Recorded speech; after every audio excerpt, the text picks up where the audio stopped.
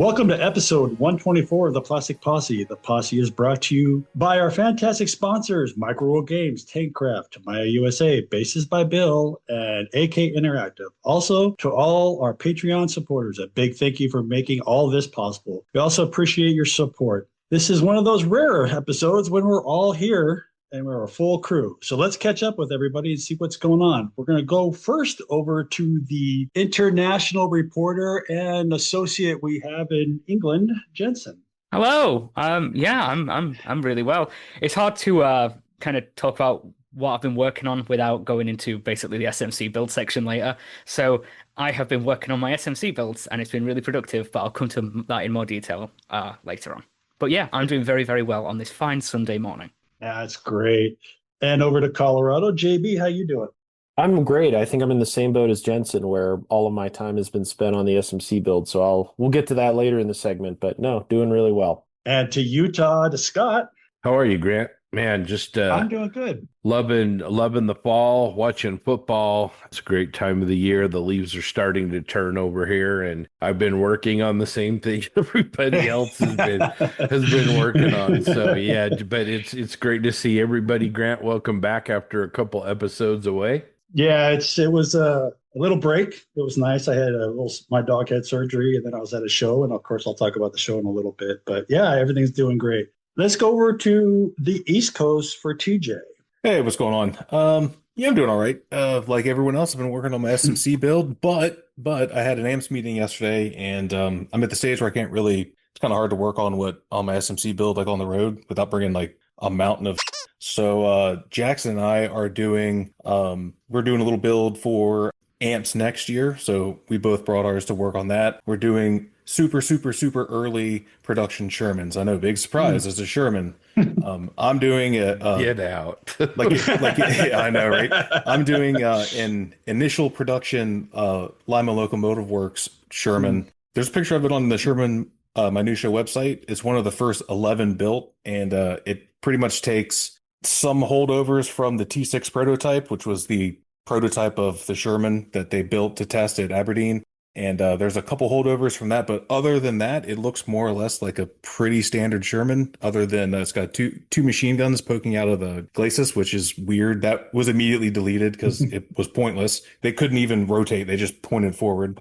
Oh, and then it had cast over side access doors, which the T6 had. Based on what I was able to read, they just cast a plug and welded the plug over the cast door opening from the turret or from the hull, and it has huge casting marks on the side of the hull, which no other Shermans have. That was, for whatever reason, it was only in these, and it was never seen again. The only other time you see any casting marks on the exterior of a cast Sherman hull is the big General Steel logo on the front you see on some of them. But yeah, this has like big like serial numbers and stuff on the side. It's pretty cool. So yeah, we're kind of doing like a little buddy build just for fun. So I started working on that. It's a TMD conversion kit. So it's TMD. So yeah, for anyone that knows what I mean. So, but with some effort and some elbow grease, it should hopefully turn out pretty cool. That's great, man. Can't wait to see it. Also, is that the one that had the side door, or was like or they took that off that one? So a very initial production tanks had side door openings, but they decided to do away with the side doors. Oh. So they made this big, huge armor plate and just stuck it right on the side. Oh, so okay. Based on what Sherman Minutia says, there was only 11 built like that. From then on, they look like Michael, the Sherman we'll see when we're in Bovington in a couple of weeks, which is, to everyone's knowledge, the oldest existing Sherman on the planet. It's super old. Because for some reason, the T6 prototype is lost. I think JB and I were talking about that with Jackson the other day. It's allegedly somewhere maybe at Aberdeen Proving Grounds. It's kind of weird that it wasn't saved after the war, because it was there until at least the Korean War. And the prevailing theory is that it was scrapped during the scrap drive during the Korean War. But counter to that is the guy in charge of Aberdeen Proving Grounds at the time would have known what it was and would not have scrapped it. So some of us are holding out hope that it's hiding somewhere on Aberdeen Proving Grounds, probably buried or covered in shrubbery and in a building somewhere. The ultimate barn find. Yeah. Let's just hope it's not a range. It was a range target. No, I mean, like it was preserved at Aberdeen after they decided, okay, this is what we're going to do, right? Like it wasn't, it was kept. So it was there until at least the end of the war. I think there's photos of it in maybe 1950, and then after that, it has disappeared. Wow. So hopefully, it is somewhere, and maybe one day someone will find it because it's an interesting bit of history. Yeah, definitely. And for Well, myself, Grant, yeah, oh, I'm sorry. Go ahead. Sorry. No, I was just going to ask you what you've been up to. I've been like everybody else, finishing up the last bits of my SMC build, getting ready for vacation. I am starting a new project. I'm gonna take on the old Tamiya M3 Bradley. I've got the kit. I've got all the extra parts for it now. I've got the photo etch sets. I've got a really good familiarity with the Bradley. Now, this is the early model, though. I never used it, but I'm going to just basically do as much detail on it as possible. Got the early road wheels, the early barrel, the not fluted barrel, the round barrel for it. And so that's my project for the next couple months after October. So hopefully I'll get that done for amps. I'm trying to plan on going to amps in 2026 with everybody. So we should hopefully have it done by then. I've got a question. That's interesting. I think all of us are like kind of stressed out. We've been heads down on these projects, even Jensen, just trying to get things done. But anybody have an idea kind of what's next when we get back from Europe? Jensen inspired me, man. I got the fever to build an airplane bad and some kind of aircraft. I've got 5 or 6 candidates, but I don't know. JB, what about you? What's next after 131? Oh boy, that's a loaded question because I have a bunch of shelf queens I'd love to finish. There's a Firefly that's pretty close that I hope to finish. But I think in terms of brand new projects, I'm not sure. And I'll be honest, this is a cop out, but it's the truth. Like there will be inspiration at SMC, and I'm actually intentionally not thinking about what to build next because I have found, and as our latest topic in the previous episode, inspiration is perishable. So if I go to SMC and like it's not only inspiration on the table that of people's works, but also in the vendor room, like I'm already thinking about VG Diorama or there's the company that has 3D printed figures. I'm losing the track of who they are. It's not Dynamo, but they were selling Dynamo R2? last year. No. R2 Hey. of course R2 miniatures. I'll see their stuff. But bottom line is like there's just going to be so much inspiration there. My hope is my project after SMC is influenced by the show. And as soon as I get back to the States, I knock that out just to capitalize on it. So it's a cop out, but that's my thoughts on that. No, that's good. Jensen, what about you? It's weird. Like, well, one of the projects I want to do is actually going to be an SMC project, but then I realized that time is finite. So I have an idea of something. It's hard because, like JB said, I might be motivated to do it now. As soon as I get back from SMC, I could be like, I don't want to do that.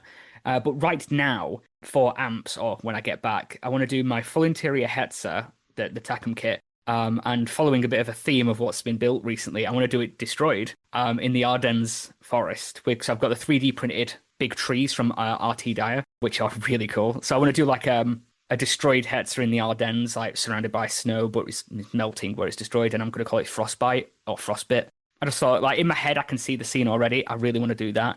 But apart from that build, which I'd like to get done for amps, be a bit hard to transport with a tree that big. I really, and this kind of TJ's fault, I really want to start my big HK 132 DO335. That's massive, though. That is a humongous aircraft. I mean, a lot of us have seen that aircraft in person, so they know how big the 335 is. I'd love to start that, but I need to order the aftermarket for it, so like the resin wheels. I want metal landing gear for it because it's a big model. The cannons, seat harnesses, mask set, all that stuff. But I'd love to crack on with that. At the minute, those are the only 2 things I've got on my mind that I kind of want to do. But again, SMC could change that. Opposite ends of the spectrum, going from 72nd scale single engine fighters to that anteater in the 132. Yeah, it's a big one. Grant, what about you? Anything you're leaning towards when you get back? Well, the Bradley, but I'm like everybody else. I spent a good hour looking at the vendor room layout and just drooling because of the massive size of it and the vendors that are going to be there. So then I'm kind of with JB and Jensen. I think I'm just going to have to wait to see what happens. I mean, it's just, I think something will pop and I'll do it right away. So that's what I'm looking at. Something different. And TG, are you going to hop right into that early Sherman, or you've got something else as a breathing room kind of build? Yeah, but that's not really like a all hands on deck build sort of thing because it's well, for one, it was literally a test range vehicle. Like all they did was drive it around Aberdeen, so it's not like you can't do a whole lot with it. It's just I don't know, one of those things I like to have in my collection. And honestly, I've never entered anything in a conversions category, and this would qualify as a conversion for amp. So I'm like, yeah, sure, might as well. And I've had the kit since it came out like a year and a half ago, or the conversion. So I'm like, yeah, I just want to, kind of get it off, out of my stash. And it's kind of cool. I've never seen anyone do one. That's the other reason why I want to do it. But it's not like a really super involved project like what I'm working on now. But after that, yeah, I've got a couple ideas for what I want to take to SMC next year. I was kind of talking about that with Jackson yesterday. I was over at his house before our AMPS meeting, and I've got a couple ideas. There's a really cool M50 like bunker, right? Like after the Israelis, after they took the M50 and M51s out of service, they used them as stationary static gun emplacements. And there's a picture of it on Sherman Minutia as well. It's a M50 turret on a M4A4 hull, and it's been buried as a turret. I think they hollowed out the inside, but it's been painted, not like graffiti painted, but like kind of not like what people think of when they think of graffiti, like the ones you see. I think like JB took a bunch of pictures of in France. Was that last year? I think where it looks like what you traditionally think as graffiti. These have been like artistically painted, where they're like pastel colors and like these like geometric designs and stuff on them. It's really cool. I've always wanted to do it. I was thinking about maybe doing that. That'd be kind of fun. And then I got a couple other projects that I was kind of thinking of too. I really want to do that kit that Sam Dwyer is working on, the P.1101 or whatever the hell that thing is, the jet thing that Das Work just came out with. I have that kit. It's pretty nice. It's pretty cool. And watching him do it, I'm like, man, I really want to build that. That's pretty sweet. So yeah, I might work on that too. Just, I don't know, for fun. And at SMC, One Man Army will be there, so you can get masks for that. Yeah, because I think someone was using them, but I don't think He they're like has them. out. Yeah, they're not out yet. Yeah, so they should be at the show, I hope. I have a list of stuff Steve Baker wants me to get to. So yeah, One Man Army, it'll be good. That'll be a cool project. Yeah, everything sounds great, guys. I can't wait to get jumping on this. I'm going to hand it over to Jensen for models and the web page. Okay, thanks, Grant. So this is the section where we go through some of the builds that we've liked that have been posted on the page over the last couple of weeks since our last episode. So we'll start with TJ. What caught your eye this week from the page? Well, we just mentioned his name, but it's Steve Baker and his Kotare. I'm pretty sure that's how you pronounce it. BF109K4, the Big 32 scale kit. That's the same one that Nemo from the Geeks was working on. Man, it makes me really want to get one. I have no particular love for the 109 or most German aircraft in general. I just not really my thing. But man, that kit looks like super good and looks really fun. And he's yeah, it looks really good. Steve's an amazing modeler. So, and when he, is on, he's freaking on. And yeah, he's really cranking it out with that 109. Those One Man Army masks on the fuel tank that he's doing right now. Oh man, those look good. Yeah, I have a set of those for the A20, the Havoc, for One Man Army. They look really nice. I obviously haven't used them yet, but when I got them, I took them out of the package. I was like, man, these look dope. So yeah, hats off to Steve. That thing's awesome. Yeah, he's been in my DMs with updates with that build, and I've just been following it and loving it with every single whip shot. Okay, JB, what about yourself? What caught your eye? Yeah, I'm gonna give it to Cody Kaczynski. I really like Cody's work. I think he's evolving, and I think his latest I don't know what's the proper M1008 or M1008. Anyway, it's the pickup truck. I think he's done a good job. He's done a little vignette for it, and yeah, I just want to show him some love. He's a great supporter, and like I said, you can see his work evolving every build, and I just really like this one. So shout out to Cody. I like how that piece has evolved too. It seems like it just gets a little bit better and a little bit more each time. So keep up the great work, Cody.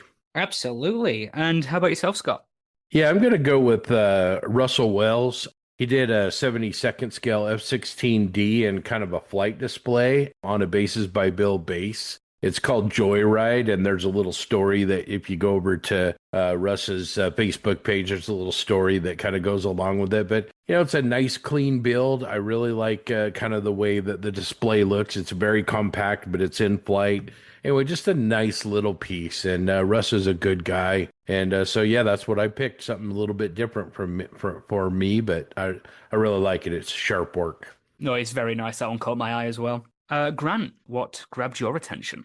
Well, I think the one that caught me was, and I don't know if you guys mentioned it last time, was the 1/72nd scale Churchpo self-propelled gun by Mr. Alex Clark in 1/72nd scale, complete scratch. Well, not sorry, a scratch built with the base of the MiG T55 in 1/72nd scale. It's just a beautiful model. The scratch building is spot on. The vehicle itself, the painting is just amazing. He did such a great job on this. It was North Korean built, used by the Iraqis, and the Iranians used different ones. So if you ever get a chance to see it, and I'm sure he'll have it at SMC this year, but it's just amazing. He's a madman. He's an absolute madman. It's just crazy. It's just crazy. He's working on a 1/48 scale, converting a Panzer IV to a late model J. So that's even going to be amazing. Yeah, that is. I mean, Alex's work is always like just kind of mind blowing. So I'm not surprised he chose that one. I nearly did to begin with. But I went with something that's a little bit of a strange choice for myself. I chose a Space Marine of the Ultramarine chapter of 40K by Brett Avance or Avant. I really like it. It really stands out. The blue's very punchy. I like the lighting effects around the eyes, the edge highlighting, and it's a blue Space Marine. So I know like, oh, a blue Space Marine, but it really pops. I really like the blue. I like blue Space Marines. Call me boring, but yeah. As soon as I saw it, stood out, and I was like, yeah, I really like that. So that's what caught my eye. I want to see a lot more work from Brett because it's a very well painted little mini. So hopefully we see a lot more on the page. But yeah.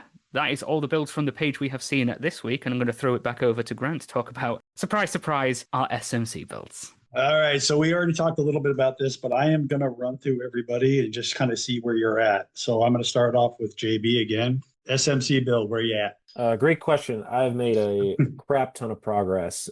The build has evolved a lot over the last literally 3 days, and I'm feeling really good about it in terms of timing. It'll be tight, but I'm feeling really good. 131, it was an effort. I feel like I've painted a model twice because I painted it with the dot scheme, and then I've painted again as a burned out vehicle, and it's in a good place. So Friday is when I started the rusting / burn process, and basically the left side of the vehicle is all burned out. And I think I took the approach after talking with TJ. It's just like, I'm just going to do it. Like I had stressed, and I think I printed off at least 50 or 60 photos of destroyed Russian vehicles to understand burns and ash and all this stuff. And I've looked at more pictures. I've looked at the pictures of 131 more than anything in my life. So I just jumped in and did it, and it's going the way I like it. And for that, I've experimented in some areas that are hidden essentially, and like yesterday, for instance, you watch some videos and people are like, oh yeah, you should seal between chipping layers. And I'm like, well, in terms of time, like I don't really want to do that. So between the gray and the ash white, I didn't seal it. I'm like, I'll just put another chipping layer on and see what happens. And it actually turned out surprisingly well. So I mounted the tracks last night. I'm looking at it right now. I secured them with 5-minute epoxy and these little wedges I made. So it's in really good shape. I plan to get the vehicle done before I go to RockCon, and then I just want to rough out the base as well. So that way, when I get back, I can finish the terrain, which is pretty simple, and then mount it. So bottom line, I'm feeling pretty good. Fingers crossed on it still. I want to give a special shout out to Jackson. One of the other things I've been looking at is the plug for the forward MG. Like 131 is one of the only Panthers out there that still had it because it was such a new vehicle, and the kit part is just atrocious. So Jackson was kind enough, based on some photos and measurements, catted one up. And also, I got to give a shout out to David Hobbs, who is Mr. Research.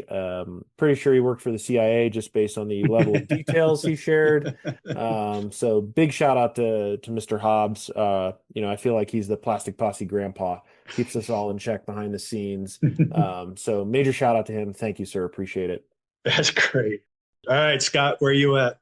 I've been working the last few days on the base topper the shop floor. I had a kind of unplanned U-turn that I had to take, and Christian at Bases by Bill was awesome to kind of give me a hand with that. But working on the concrete floor, have two different bases I'm working with, and then also made a little workbench table and spent a lot of work. I 3D printed one out, and then I added a whole bunch of wood grain with razor saw and some other tools, and I think that turned out okay. It looks all right. And just kind of starting to work on talk with Grant yesterday about how to kind of mount and travel with the model, and so starting to work kind of with the logistics of everything. And so yeah, that's kind of where I'm at. I still have on my build, I still have kind of some last little details, some things that need to be detail painted. I need to actually finish the periscopes and mount those and put them in. I've left that obviously for clear coats and all that kind of stuff. So kind of final details on the build. It's probably one night or less to do that, but I'm getting pretty close. And God willing, and the creek don't rise, I won't have any more issues to deal with. So that's where I'm at. Yeah, you got this. You got this. It's going to be great. Jensen, how about yourself? So the first two of my builds for SMC are going very well. But by very well, I mean I have the drop tank to finish on one of them, and they are both finished. I'm not going to be one. Part of me was just like, I'm not going to post any pictures online until like the day I reveal them on the trip. But then I was just like, wow, that's narcissistic. Like, oh my God, all my fans are waiting to see the reveal. Like, no, they're not. They're really not. Everyone wants TJ to win this bet. But yeah, the Black Belly Night Fighter 109. I hate to give myself credit ever, but I really like the finish. I hate to do it too. Yeah, I know. Like the other day, you were like, even your I can't say, but your stupid little planes like look good. I was like, oh my God. Yeah, they do look nice. I've showed. I sent a message to Peter Fidlotsky with an update of them, and he likes them. I was like, okay, that's good. But yeah, those two are finished. So I'm gonna get the drop tank finished on the all over RLM 76 version. Literally, I've got decals drying on that right now, ready to peel. And then I want to take pictures of them and keep them in reserve for later. And then I will clean the bench, and I'm going to start the P51s straight away.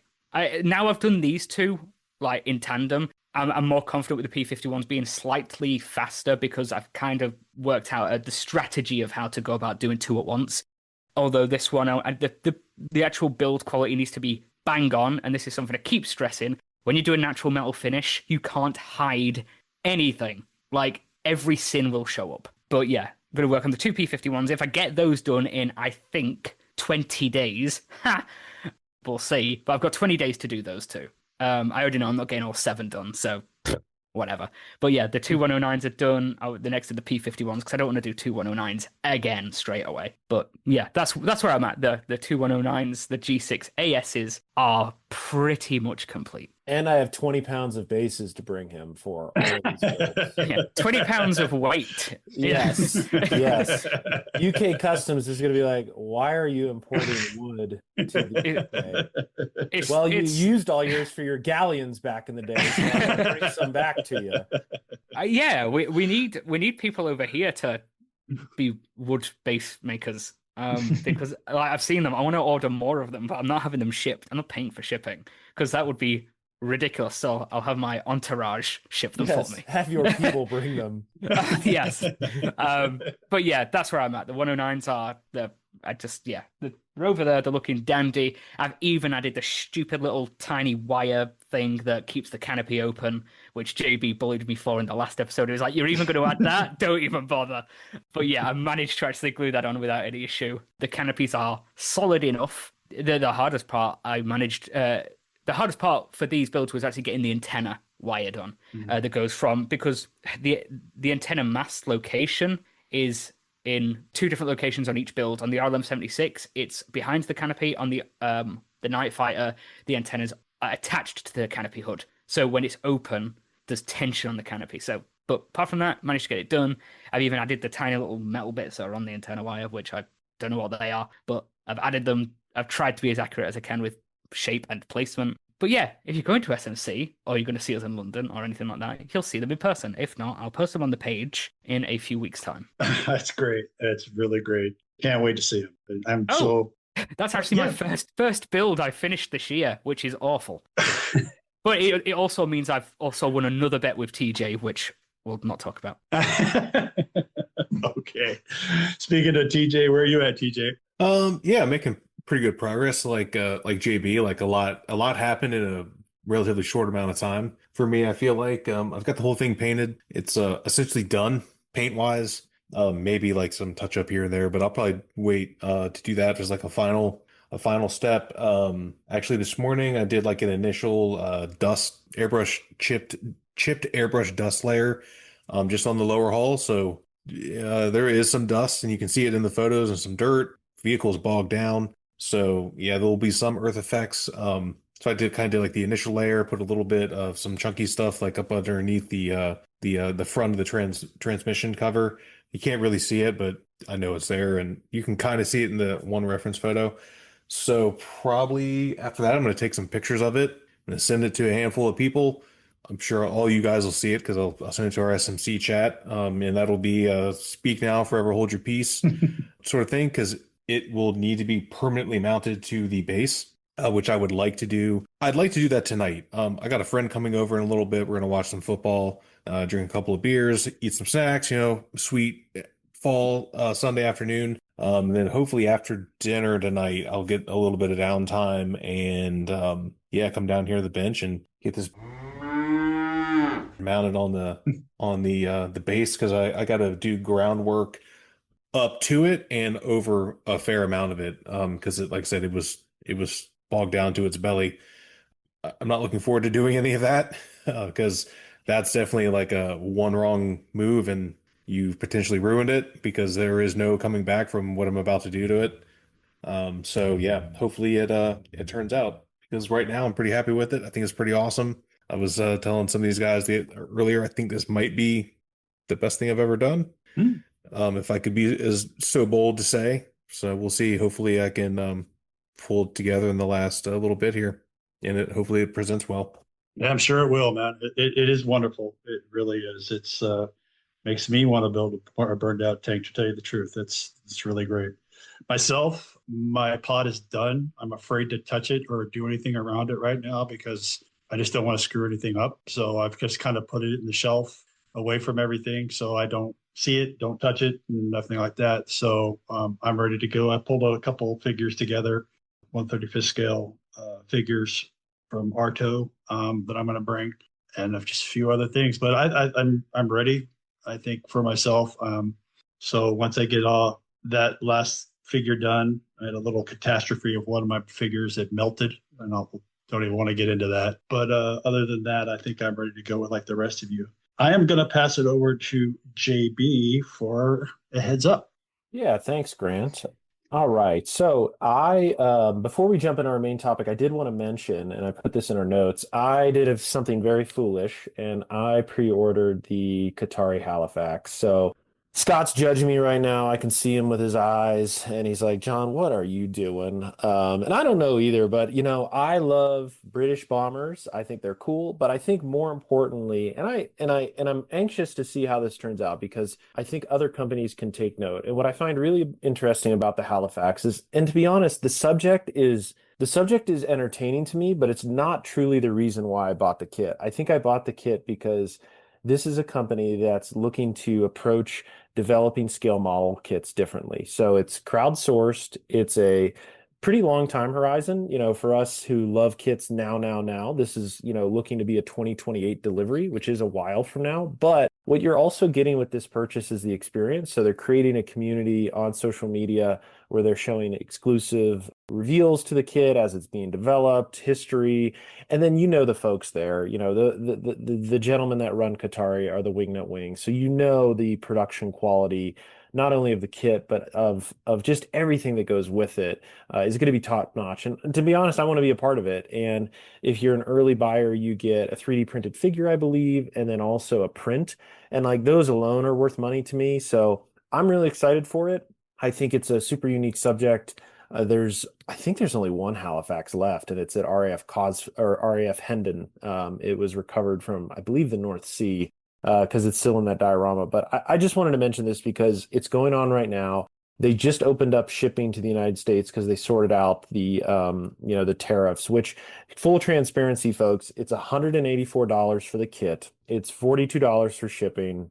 And then the tariff fees were like 35 bucks on top of it. So I didn't find that egregious. I think it was a 15% tariff for stuff coming from New Zealand. So nothing wild and crazy. So all in with shipping, with tariff, we're looking at like 260 bucks, which again is a lot for one kit. I'm not gonna beat around the bush on that, but it's a 48 scale bomber. You get, a print, a figure if you're part of the early buys, and then you're also part of the community. And I think that's worth it. And they're being pretty exclusive about it.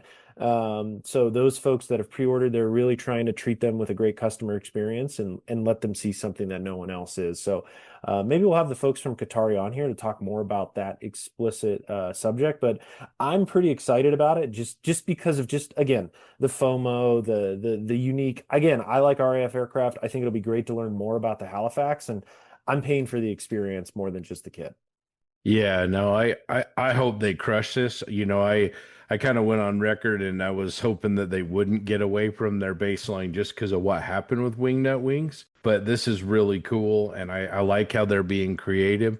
And John, I think part of this might have something to do with your dad as well, which I think is really cool. He probably would have bought 3 of them. Yeah. I totally get it. And I hope they crush it. I hope they sell every single one of these out. And I'm a big fan. That's why I was kind of concerned when, because they released their Spitfires and their 109s, and they were just all absolutely huge successes. So I think it's cool. I think the way that, like you said, they're making it exclusive, and just the way that the community has a chance to be a part of something, make an actual contribution. So good on you, good on Qatari. I'd love to talk to those guys. But yeah, I hope they crush it. And Jensen, you picked up one too, right? Again, or Will, you did I should say. Well, your fault. Actually, your fault.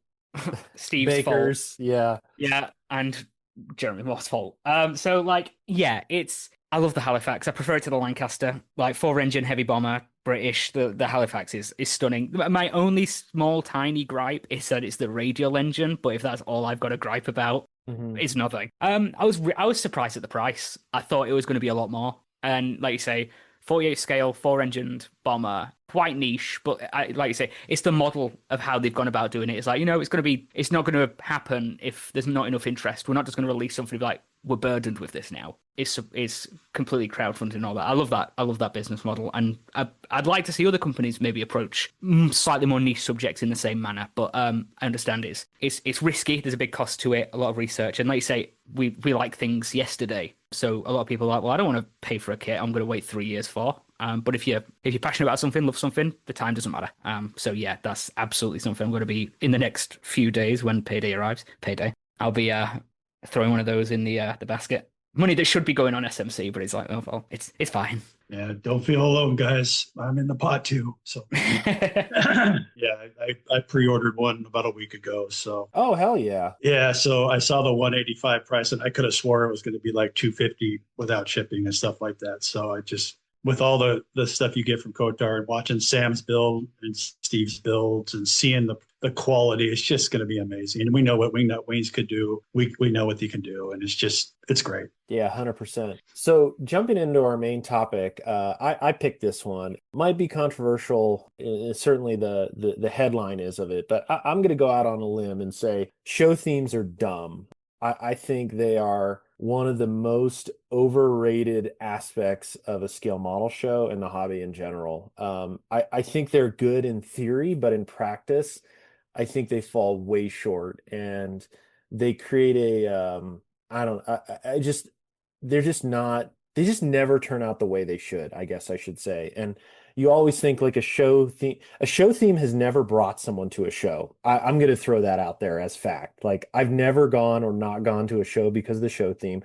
I understand it's fun to think about, but I think the time spent and the stress towards finding a show theme is just a little egregious. And, I think also of people, like I've heard it many a times. Oh yeah, I'm going to build this for the show's theme. And like show theme builds always end at the bottom of the list of things to complete. Like no one's ever jazzed about, I'm going to finish. Well, I shouldn't say nobody. I'm sure there's a few folks that are building specific models for a show theme. Hell, we have before, but I think it's one of those over-rotated topics that I just had to throw out there because it really just, yeah, sometimes I'm just like, cool, you could make a show theme turd on tracks and I'll still go to your show. Like I don't really care. But just a random, I guess you can call it a JB mini rant, but that's just one thing that I just had to get off my chest. And I'll open it up to the floor if anybody else wants to contribute. Yeah.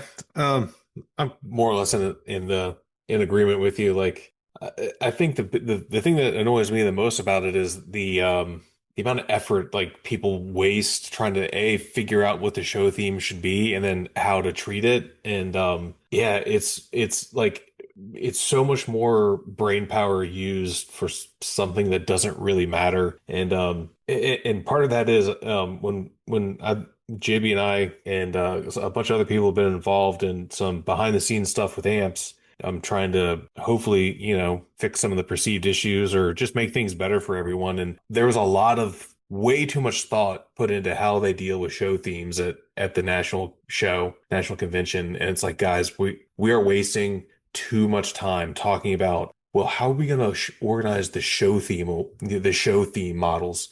No one cares. I don't know who brought that up, but whoever did is living in 1985 because who cares? Like in a lot of times, like the show themes they're either extremely vague or so hyper specific that it's like either a bunch of things will be acceptable or almost nothing is acceptable. And it's just, it's a waste of effort and a waste of time. I think a lot of times, and like JB said, I don't personally know anyone's like, I'm going to build this just for the show theme. I want that show theme award. And I'm sure there are people that do it. And I've entered stuff for the, show theme, but that's just because that happened to be what I brought. Like, it's not like, oh yeah, I brought this just because this is the show theme. Like, oh no, the show theme is North Africa. Cool. I happened to build something last year that served North Africa. I didn't build it because I knew, this show's North Africa theme. Who cares? But yeah, I don't know. That's just one of those like old things that I think a lot of people just don't care about. Yeah, this is an interesting discussion because I haven't really considered it before. But yeah, thinking about this and trying to think about for my own show how I could bring value and what JB, like what you said, what gets people to shows and how does it, when we went AMPS last year, my piece was involved in the show theme, but it was completely by accident. I mean, I took what I took. I'm of the opinion that I don't care for the show themes. I don't really find I don't want to say they have a place because, like you say, there are going to be that group of people that are just every year they're like, oh my god, I can't wait for next year's show theme so I can build stuff for that specific theme. Hey, it's just not my cup of tea. I don't think I've ever. It's like the IPMS Snats, the modeling, the Arsenal of Democracy, that was a great theme just because, one, we all kind of model our stuff anyway. It was a great theme. But like other shows I've been to, like it was weird. So like a lot of the shows over here that don't have competitions still have themes. So club tables bring and the theme display is like, oh, this year's theme is Star Wars. It's like, right, cool. How do you really theme that for people who don't build sci-fi? It's like, I get themes can be kind of niche and stuff, but they're just not for me. I don't care for them. Not why I attend shows. I don't build for the themes.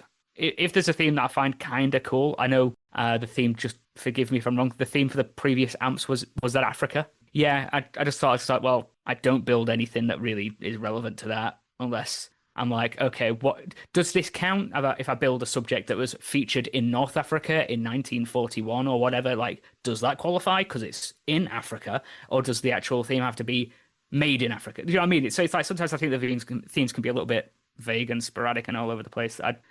I'll say it again, don't really care for them. Not for me. That's just my take on it. Really, I know a lot of people love them, just not my thing. I'm kind of in the same boat as you guys. I don't think I've ever built. Well, no, I take it back. We as a podcast have built for a theme, but I personally I've never built for a theme. I think the themes, like everybody's been saying, are a waste of the club's time or the organizational's time to get something going. And it always seems that the theme is kind of focused around what, and this might be a little controversial, but what the club is doing at the time. that their show is up. So I kind of don't like that because it kind of forces something into the club instead of everybody else, unless you just happen to have a 1968 Camaro that they all, so. That's a great point, Grant. I remember we had a club here locally that every year they would do this 3 or 4 month Airfix build where you had to build an Airfix kit from the dark ages. And, they're terrible kits. They just, the tooling's long since expired. And so inevitably what it did for me is, they use this theme to drive interest to the club, but it just made me not participate for a third of the year. So I think the danger of a show theme is if you get something that Jensen or Grant or TJ really likes, they're going to probably come and participate. But if you have a theme that's pretty strong, are Scott and John, because they have no interest in that, are they not going to go because of it? So I think it's something that's a little bit tricky, and I'm curious as to see what the listeners think of this. Do they like show themes? Are we just a bunch of five curmudgeons on a Sunday morning here, or is this something that I think is a little bit dated? Because as I'm rolling through the John's comments and the idea behind it, I think I'm agreeing. I think it's kind of maybe a past concept. I think people go to shows maybe in 2025 for different reasons than they used to, or the reason why you get people maybe who are on the fringe as to whether they are going to come or not might have changed. I don't know. That's interesting. Good thought, JB. Yeah, I will say where I think a theme is super important, and I guess you could call it technically a show theme, is for a group build. I find those much more motivating than just an ambiguous show theme for people to bring their individual models. But when I think about success, I look at group entries at the at a national convention, whether it be Mac, Sherman. The geeks are even talking about 100 bomb group build for, I think, 26. I'm not holding my breath because I think Frodo will still be working on his privateer then. I think that's where the success comes in for show themes, is a group of individuals building a theme for a show that's not necessarily associated with the show theme. So I think I don't know, that's where I see it successful. And obviously group builds as well. It allows people to engage and have a more collaborative thing where at shows it's like, all right, well, cool, you built a amphibious model. And I would like to say, like, I think 9 times out of 10, if you build for the show theme, you'll never win it because it'll just be given to something random that shows up. Somebody built probably 5 years ago. At least that's what I've seen at shows. So, but anyway, yeah, I'm just curious what our listeners think. Is it dead and gone? If it isn't, what can be done to resurrect it? And how do we just make it a little bit more involved and more valuable? Because today it's one of those, it's an afterthought for attendees, but it's at the forefront of organizers. Like TJ had mentioned, we're stressing, like, what's the show theme? Like, I don't know, just throw some against the wall. It'll stick. No one really cares. And then attendees, they don't even care. And to be honest, for a show theme, the most important thing for me is just make the t-shirt look cool. Like if it's an annual show and you have a show theme, cool. Make a cool badge for the t-shirt. And I will say AMPS has done a pretty damn good job. Some of their recent ones, I think there was a World War I theme one. It had a badge with a Mark 4 or 5 on it, was good. And then the recent African theme, I thought those are really cool. So I guess going back, like, show themes are cool if you brand them really well, but don't stress about it, the attendees participating, because it's a total crapshoot. But I love the branding of it, and if done well, it'll motivate me to buy a t-shirt. That's what I'll say. It won't motivate me necessarily to bring something and build specifically for it, but like if it's cool, I'll buy a t-shirt for it. So, all right, listeners, contribute. We'd love to hear from you. Am I crazy, or is there some merit to my rant?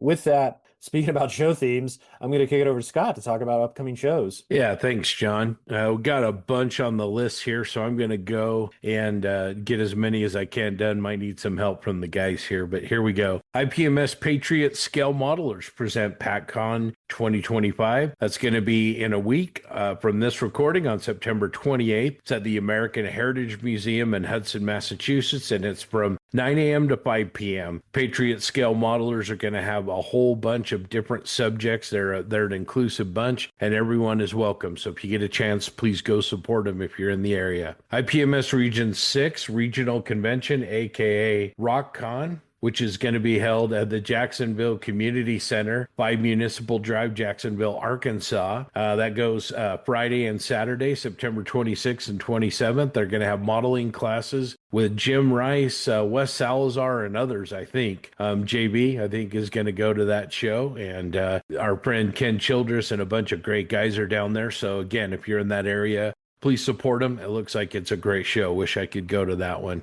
If you're in the Michigan area, make sure to check out the 2025 Great Lakes Challenge on Saturday, October 4th, 2025 from 9 a.m. to 5 p.m. It's presented by IPMS West Michigan and West Michigan Aviation Academy. It's at the West Michigan Aviation Academy, which is at the Grand Rapids International Airport. They're going to have over 50 vendor tables, seminars on techniques and special subjects, a make and take event for the kids, and raffle prizes all day long. You can visit their club social media site at facebook.com/We Love Scale Modeling. We've also got the Las Vegas Open LBO Gaming and Miniature Show presented by Vargas Vault. That's going to be October 2nd through the 5th, and it's at a new location this year, which is the World Market Expo Center. We've got High Plains Con on Saturday, October 4th at the Ranch Events Complex, the McKee 4-H building, which is in Loveland, Colorado. That's coming up very, very soon. I know JB is also planning on being at that one. It's a great little community over there with a High Plains group, has a lot of our friends in it. It's a really good group. Good show. If you're, again, in the area, make sure you go check that out. We've got ArmorCon 2025. It's going to be Friday and Saturday, the 3rd and 4th of October. It's at the Wyndham Southbury Hotel in Southbury, Connecticut. It's an AMPS-based show, and this year's theme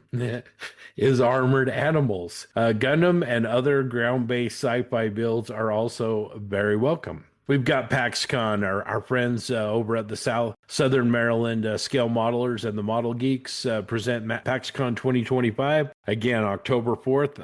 Man, it sounds like that early weekend in October, no matter where you are, you're going to be able to find a show. So go check one out close to you. But anyway, PAXCon happens every other year in Hollywood, Maryland, and you can find all the details over at somd-scalemodelers.club/PAXCon-2025 or hit the Model Geeks website or the Southern Maryland Scale Modelers website. The 50th annual MMSI show will be held October 17th and 18th at the Schaumburg Marriott in Schaumburg, Illinois. It's going to be an amazing show. I know that the MMSI group is really excited. A little bit bummed to miss this one, but for more details on the show, you can go to www.military-miniature-society-of-illinois.com. If you haven't been to the MMSI show, give it a shot. It's a great show. Great people. You're going to see incredible work. It's great. So best of luck to those guys on their 50th anniversary show. That's great. SMC will be held October 18th, 19th in Eindhoven in the Netherlands. You can check out all the details at www.scalemodelchallenge.com. Hopefully everybody's keeping up on the drinking game at this point. And then Scale ACT 2025 Down Under will be held in Lynham on November 8th and 9th, and it's their 25th anniversary show, so it's going to be a big one. We talked with Peter. It's growing every year. It sounds like just a great show. It's on my short list, I think John's short list as well, if we can get over there. But if you're in Australia and you want to go to the friendliest model show Down Under, this is the one to go to. Again, you can go to www.actsms.asn.au/scale-ACT-25. All right, I got through them. Let me kick it back over to Grant for a second discussion question. All right. So I'm going to do the second discussion question. And this kind of came from a friend of mine I was working on some stuff. What is the most challenging detail you have ever had to research or replicate on a model? And I'll go first. I am going to say the hardest thing I've had to research and replicate is my pod that I'm doing for SMC. It's on screen for like 2.3 seconds the most. They made two different styles of them. So you don't know really which one. To try and build this at studio scale is ridiculously expensive because of the kits you need to do it. So I went down a scale, which made it a little bit easier. But the research and the build of itself was very hard. To try and replicate something. I don't know if you've ever tried to replicate something from a movie or a TV show or anything, but there is a lot of people out there that will tell you a lot of things, positive and negative about it, what you're doing. So you have to be very thick-skinned when you do something like that. And I kind of, after a while, I decided to make it my own interpretation of the item to get away from that. For me personally, this was my hardest thing. And I'm going to put this out to the rest of you guys and see what you guys think. Yeah, I think sci-fi, Grant, to your point, is where I'm going to go. When TJ and I were doing the Slave One builds, I had a whole wall full of pictures I had pasted up there, and it's like it's not a real subject, and so I'm trying to find photos of Slave One. Well, there's like 5 different models of Slave One, and they're all different, and they're sets. And the same thing with the Colonial Viper. I've got a 24 scale one in process, and when it comes right down to it, whether it was ILM or whoever, a lot of times, the Millennium Falcon we've discussed in recent when Doug was back on here. We talked about how there's a 3 landing gear version and a 5 landing gear version, and there's all these different things. And so I think science fiction modeling, especially from that time period, when with the Colonial Viper, I mean, ILM was building those and blowing them up as fast as they were building them. And so if details varied from model to model to model, it wasn't really that critical. And the resolution on the screens and the detail wasn't great anyway. So I think, in general, that's a really good response. As far as specific details, I think, just that I'm going to use that Slave One build. The Bandai kits are fantastic. They used one of the, models to replicate the build that I did, and they did a really, really nice job of that. But when you're, whether it's the paint or, the weathering or the damage or whatever, it's just really challenging sometimes, and you got to be willing to kind of fill in the blanks or, the gray areas kind of on your own. So anyway, that's my response. Yeah, I think I can probably speak for JB here too, because I think he's experiencing the same thing I am. But the hardest thing I've ever had to do is try to figure out what the hell is going on a black and white photo of a burnt out and destroyed vehicle, because it's really hard. It is like super hard to figure out exactly what's going on, because they're already it's already got a complex finish anyways. I mean, if you've ever seen anything that's been lit on fire and blown up, like it doesn't look like the thing that it used to look like. And then trying to parse out all that information from a 85-year-old photo is really hard and is very, very frustrating. And yeah, it's fun. It's a fun challenge, but it's a challenge for sure. Yeah, I'm in the same boat as TJ.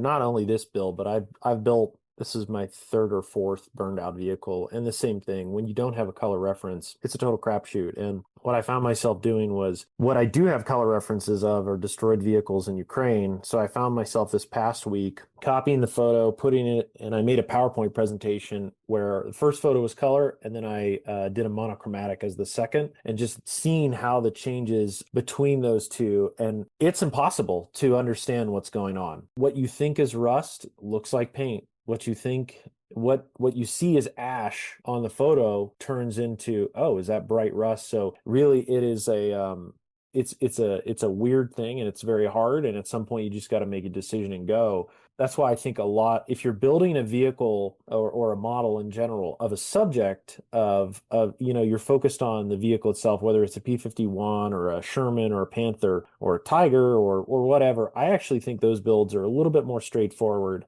I think where you start to get into, frustrations or troubles or contemplating life itself is when you're starting to replicate exact photographs of whether it's a bomber used by the Hunter Bomb Group and it's tore up and you're like, what's the right side of it look like? Or you're building a destroyed vehicle and you're like, what color is that? Or you're building a movie prop and you only see it from a certain angle during the movies. You're like, well, what the hell does the other side look like? So I think in those moments where you're trying to replicate something as accurate as possible, at least for me, that's where the challenge comes in. I think if you're building a generic subject, like for instance, After SMC, one of the projects I'm going to do is a Panther in a factory finish, which is no paint, but the color of Zimmerit, red primer, and other little bits and bobs in different shades. And like in my mind, that's like really easy because it's almost a fantasy in a way. Like I have a lot of reference pictures, but at the end of the day, I'm not holding myself accountable to a single source. And that's where I think the challenge comes in is when you're holding yourself to a single source, whether it be a fictional subject or real. And especially when you have like one picture to base it off of, I'll actually argue when you have more than one picture, that's when it becomes even more challenging because then you start to have like, okay, I like for 131, I probably have half a dozen photos, but there's no angle that shows me like exactly how it was destroyed or a penetration mark during the air attack.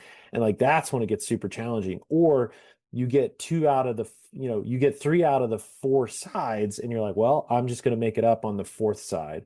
So it's when those things start to occur. It's like one picture is great. After that, and you get a few more, you're like, oh man, now I have to be like really faithful because you have this internal desire. So yeah, I think it's when you're trying to replicate something explicitly. So that's my 2 cents. Yeah, I'm not so much for one to like replicate exact things because it's a bit like what Grant said. When you do that, you absolutely open yourself up for everyone to be like, that's not right, or someone will always know better. So I'd say the closest I got to that was it's back when I did the Special Hobby 132 Hawker Tempest Mark V.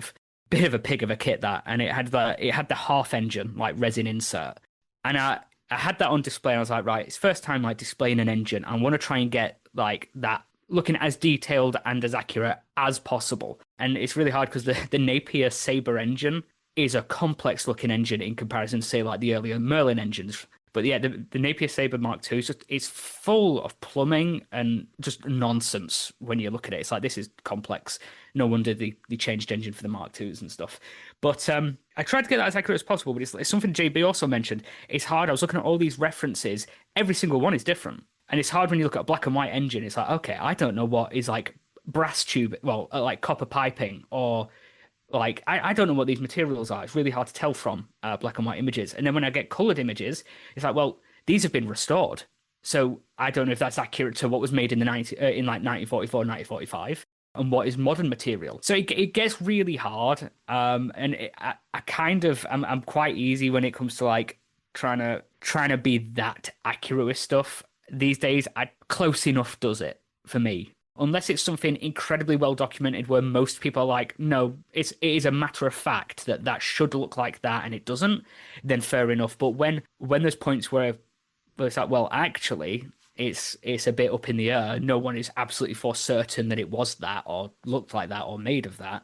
Then I'm just a bit like, you know what, artistic license, I'll actually pick the color or whatever that looks most interesting.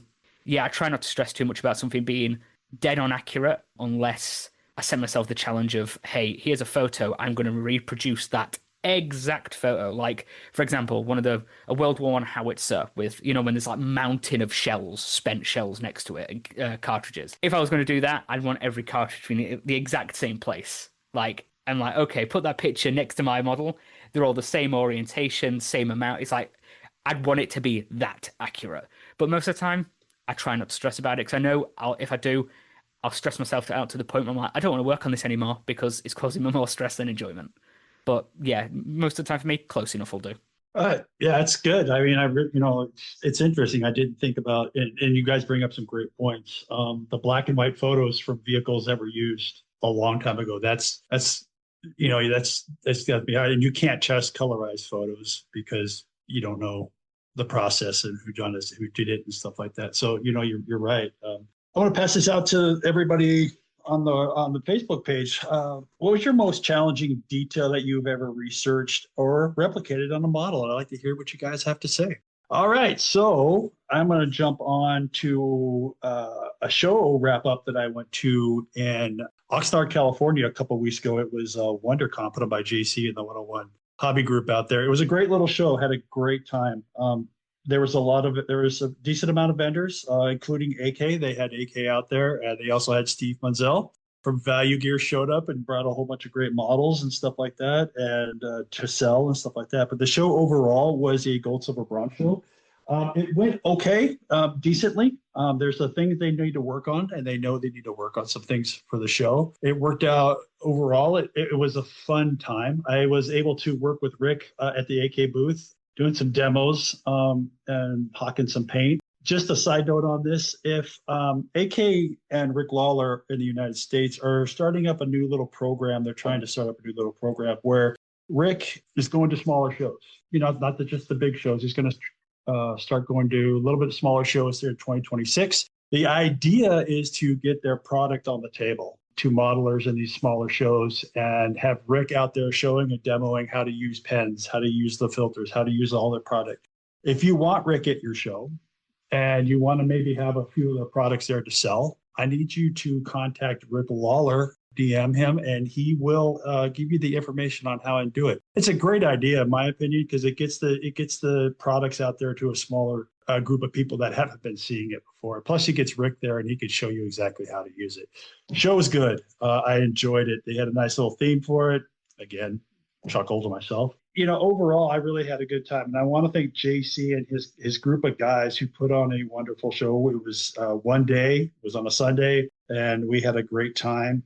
I did have to chauffeur around Rick for the weekend, which was, and he left me a bad review on Yelp, so I don't really want to talk about that. But other than that, we had a great time. Now I'm going to pass it over to Scott. Yeah, thanks, Grant. As far as WonderCon goes, glad they had a great show. All I needed to hear was that Rick and Steve and JC were there, and I would have been there if I could have been. So sounds like a great time. And, Rick comes to our show here at the Rocky Mountain Expo, and man, it's awesome because you can actually work with him and see how all those products work. He has got incredible knowledge of the pencils and the new pens and markers and all their products. So anyway, it's a great idea. I'm sure that will be successful. Let's see here. It's about 9:15 in the Rocky Mountain time zone. Jensen, what time is it over in the UK? Well, you ask. I could tell you the actual time, which would be 4:15. But no one cares about what time it is in England when people only care about our marvelous merchandise. That's right, ladies and gentlemen. If you would like to represent your favorite, the best, the greatest modeling podcast out there, you can do so by heading over to loungetrousers.com and buying hoodies, t-shirts, those lounge trousers we talk about ever so often. Heck, you can even get a pillow to rest your tired head on after a long day of modeling, or even get yourself a mug to drink your favorite beverage out of. That's right, head over to loungetrousers.com today and pick up some marvelous merch of your favorite modeling podcast. That's all live, ladies and gentlemen. All live. That's all live. All right, everybody. That's about it for episode 124. I want to thank everybody again for hanging around with us and talking. Please let us know what you feel about the discussion questions in our Facebook page. And I also want to reach out and say another big thank you to our sponsors, Micro World Games, Tankcraft, Tamaya USA, Bases by Bill, and AK Interactive, and also our Patreon supporters.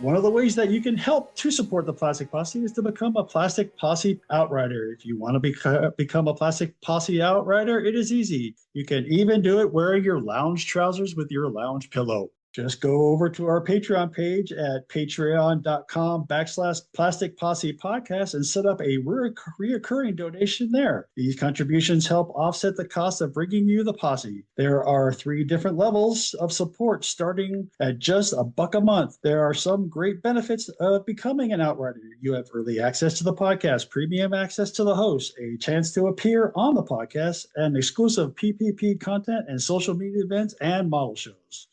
We have the resident professional of the double namers. Let's recognize our amazing deputy marshals. These loyal contributors support what the posse does, and we generally appreciate each and every one of you, and they are, in no particular order, Pat Brown, Ryan Smith, Alamo Squadron Model Fiesta, Curtis Towers, Winston Gould, The Quiet Corner Modeler, Daryl Miller, Rob Booth, David Clark, Richard Lane, Robbie Knopfs, Wesley Becker, Eric Daglish, David Wassel, Matt Tutman, Glenn Fellon, Zach Pease, Brett Marcan, Greg Williams, Nick Wolf, Brian Clark, Sean Earl, Black Hat Scale Models, Craig Jarbo, Red Beach One Studios, James Morondo, Mike Norris, Stephen Rodwell, Rick Cooper, Eric Cravina, John Hale, Eric Kane, Logan Hansen, Tim Gidcombe, Dan Newman, Robert Blocker, Tyler Moore, Derek Post, Craig Flynn, Kenneth Childress, Drew Gardner, Scott Hall, Frank Perrone, Jeremy Diamond, Terry Wilkinson, Chris Lovewell, Andrew Callis, Ethan Idemill, Steve Baker, Jay Kidd, Brandon Gentry, Lee Fogel, Robert Klein, Mark Ewing, Toadman, Model Doc, Doug Reed, Greg James, Les Percala, John Everett, Uncle Buck, Mark Bradley, Eric Brubaker, Jeremy Moore, DB Scale Model Studio, Jeremy Elliott, Mike Talley, Previous Seat, Mediocre Middle-Aged Modeler, Dan Knopfel, and JC Osborne. Let's not forget our posse foreman. This crew is made up of posse outriders who give the deputy marshals a hand, and we also thank them for their support. The voice of Bob, Graham, Keith, Dwayne, Akiyama, Bill, Casey, Therese, Raphael, Russ, Stephen, Mikkel, LeVar, Gil, Mike, Michael, Steve, Scott, Emery, The Krieger, Ozzy Modeler, William, Jeff, Eddie, Ross, Warhoff Models, G. Baker, Tom Stuff, Crazy Loca, Len, Cliff, Damien, Cody, Nukeman Mike, Paul, iBones Models, Mr. Grizz, Jackson, Joel, Chris, Jamie, MD Models, Papa Steve Munsell, JV, Eric, Matthew, and David. And of course, our $1 and free posse outriders. Thanks to you all, guys.